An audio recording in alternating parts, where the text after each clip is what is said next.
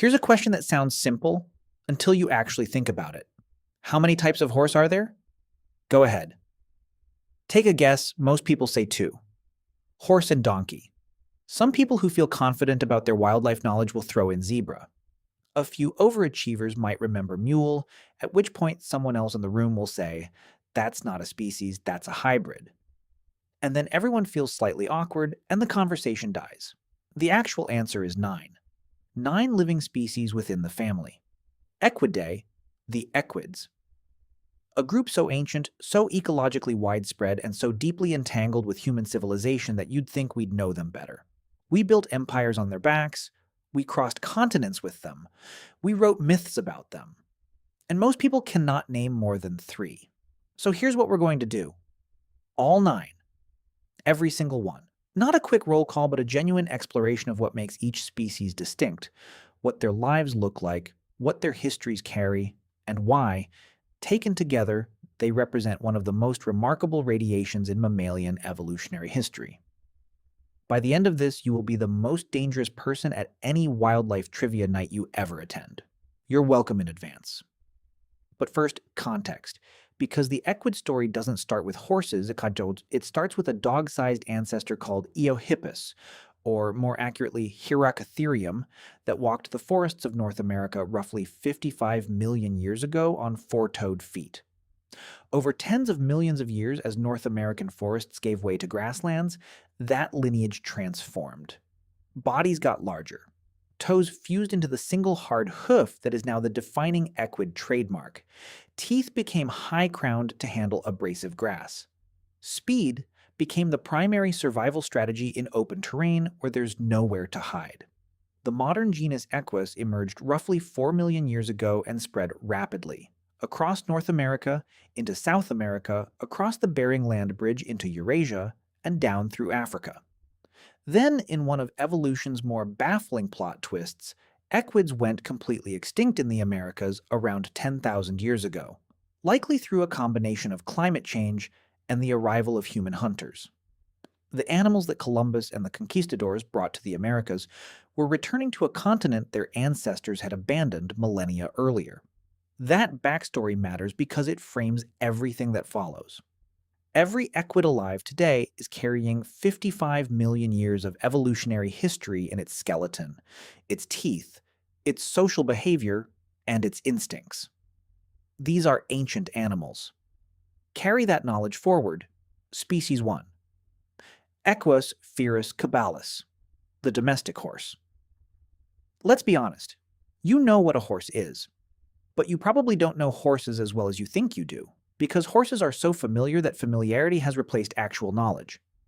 The domestic horse descends from wild horses domesticated on the Eurasian steppes roughly 5,000 to 6,000 years ago in what is now Ukraine and Kazakhstan. That domestication event changed human history more fundamentally than almost any other single development. It enabled rapid long-distance travel, transformed warfare, accelerated trade, and made the management of large agricultural territories possible in ways that weren't feasible before. Today there are over 300 recognized horse breeds, shaped by thousands of years of selective breeding, for purposes ranging from racing to draft work, to war, to simple aesthetics. The thoroughbred, bred for speed, can reach over 70 kilometers per hour. The Shire horse, bred for heavy hauling, can weigh over a ton. These are technically the same species. The variation within domestic horses exceeds the variation between some entirely separate species in other animal groups. That's what several thousand years of deliberate human selection produces.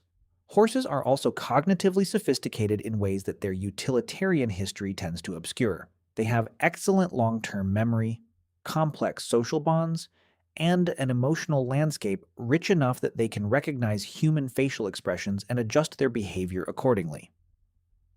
Research has shown horses can remember individual humans years after a single interaction.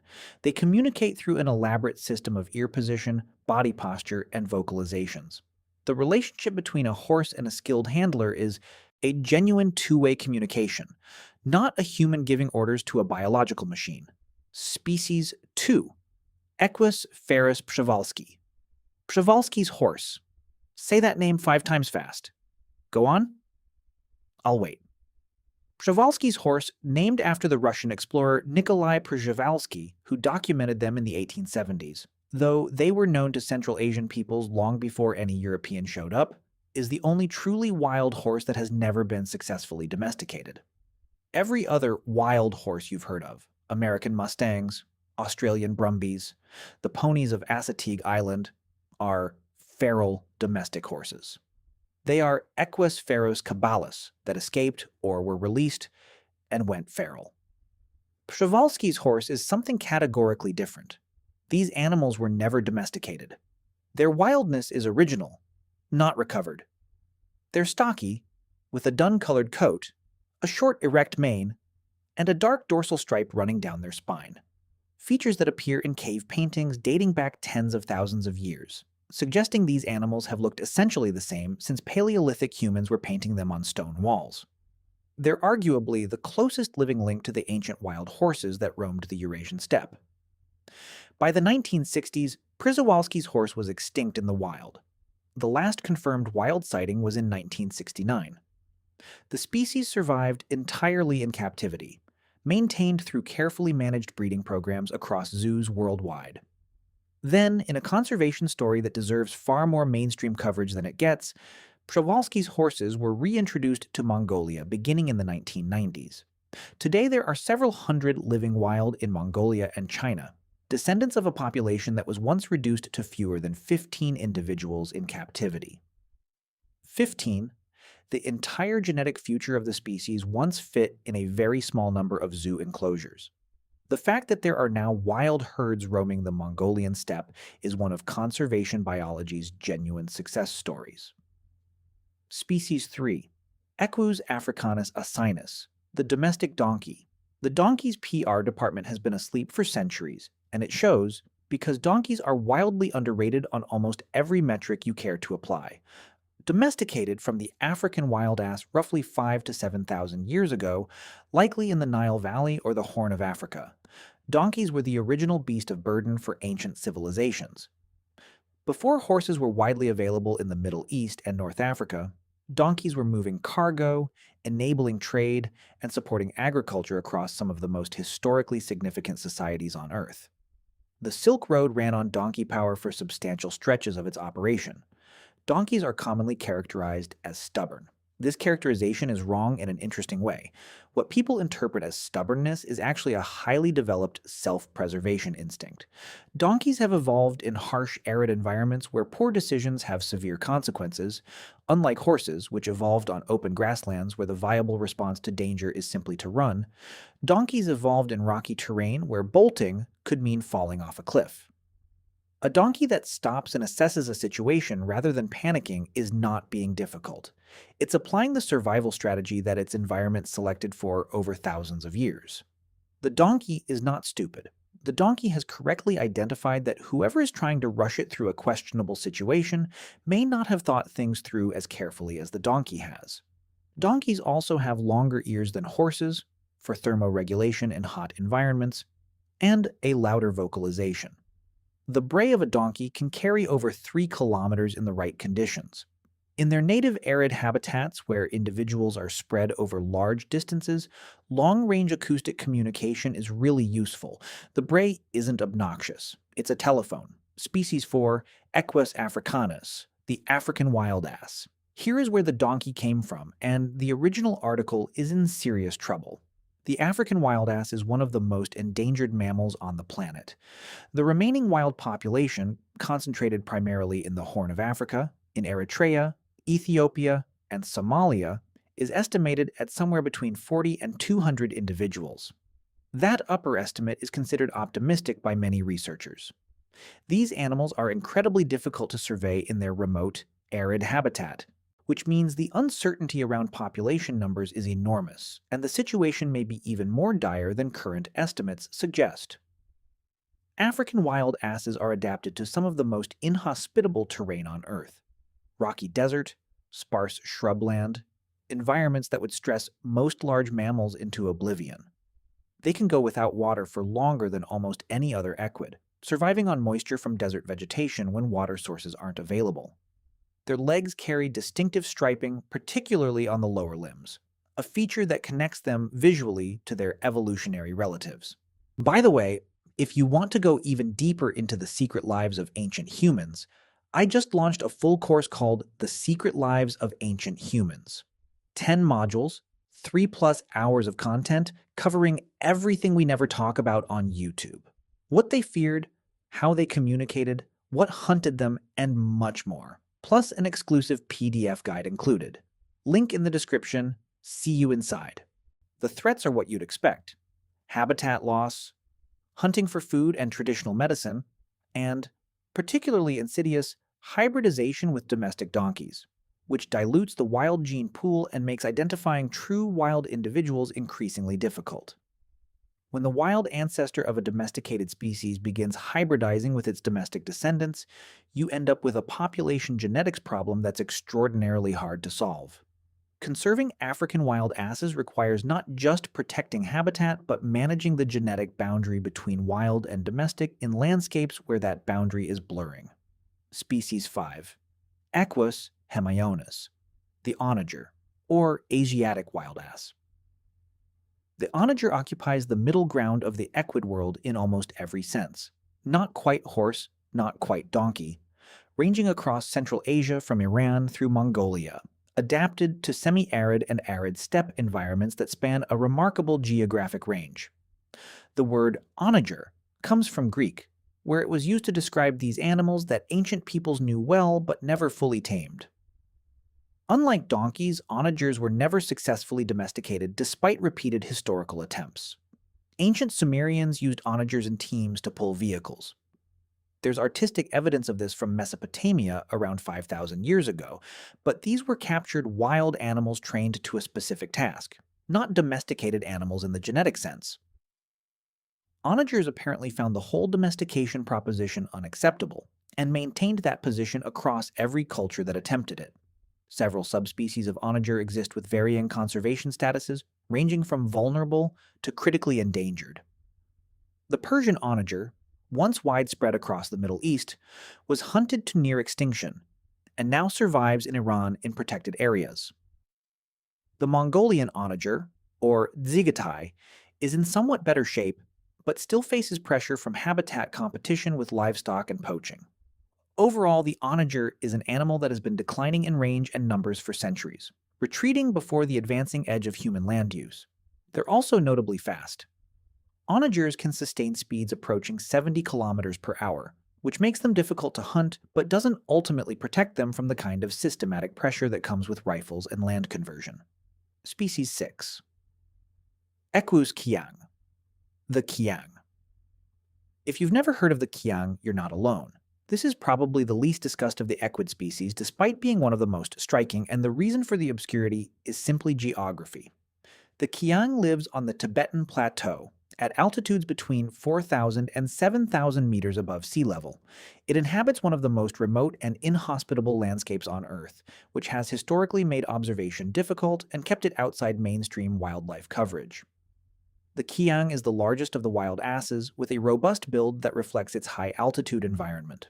Thick coat, considerable body mass, physiological adaptations for low oxygen availability. The kiang is essentially a high-altitude specialist, an equid that has claimed the roof of the world and made it home. They live in herds, sometimes very large ones, and their social structure involves seasonal variation. Mixed herds in winter, with males forming bachelor groups during the warmer months while females raise foals. The rutting season involves stallion competition that's dramatic even by equid standards, with males engaging in extended pursuit and conflict to establish mating rights. The kiang is currently classified as least concern, making it one of the more stable wild equid species. The Tibetan Plateau's relative inaccessibility has been, paradoxically, the kiang's greatest protection. As infrastructure development on the plateau accelerates, however, this buffer is eroding. Conservation attention for the kiang is starting to catch up with what the situation actually requires. Species 7. Equus grevii, Grevy's zebra. Now we enter zebra territory, and the first thing to establish is that zebras are not horses in pajamas. Zebras are their own distinct evolutionary lineage within the equids, and the three zebra species are considerably less closely related to each other than their visual similarity suggests. Don't let the stripes fool you. Convergent aesthetics can obscure significant biological divergence. Gravy's zebra is the largest wild equid on Earth and the most endangered of the three zebra species. Found in northern Kenya and a small part of Ethiopia, it occupies arid and semi-arid habitats where it feeds on grasses, legumes, and browse. With a population estimated below 3,000 individuals, it is classified as endangered. What distinguishes Gravy's zebra visually is immediately apparent. Its stripes are narrow and closely spaced compared to other zebras, extending nearly to its belly, and it has large rounded ears that give it a slightly mule-like appearance compared to its relatives. The white belly with no stripes is another defining feature. Behaviorally, Gravy's zebra is fascinating because it doesn't form the stable herd structures typical of most equids. Males establish territories, some of the largest territories of any herbivore, spanning up to 10 square kilometers. And females move through these territories, associating temporarily with the resident male. There are no permanent pair bonds, no long-term mixed herds. It's a social system more like some antelopes than like other equids. Adult males spend much of their time alone, maintaining territory boundaries. It's a lonely-looking existence for an animal that looks built for companionship. The threats mirror what we've seen across wild equids: habitat loss to agricultural expansion, competition with livestock for water and forage, and historical hunting. Conservation efforts are active, particularly in Kenya, with community-based programs that have shown genuine success in stabilizing populations in certain areas. Species 8. Equus quagga. The plains zebra. The plains zebra is the most abundant and widely distributed wild equid on Earth, which means it's the one you're most likely to encounter in any African wildlife documentary. The zebra, that fills the background of wildebeest migration footage, the one in every savanna panorama, the ubiquitous equid of the African grassland ecosystem. There are 6 subspecies of plains zebra, distributed from southern Ethiopia through East Africa and down into South Africa. The subspecies vary in stripe pattern, body size, and geographic range. The most famous, and the most tragic, is the quagga, Equus quagga quagga, which was the southernmost subspecies and was hunted to extinction in the wild by the 1870s, with the last known individual dying in captivity in Amsterdam in 1883. The quagga had reduced striping on its hindquarters compared to other plains zebras, giving it a distinctive appearance that unfortunately made it a target for hunters seeking hides. It's gone now. A permanently closed chapter. Plains zebras form the stable mixed herds that most people associate with zebra social life. A stallion with a group of mares and their offspring, with bachelor groups of younger males existing separately. These family groups maintain strong internal bonds.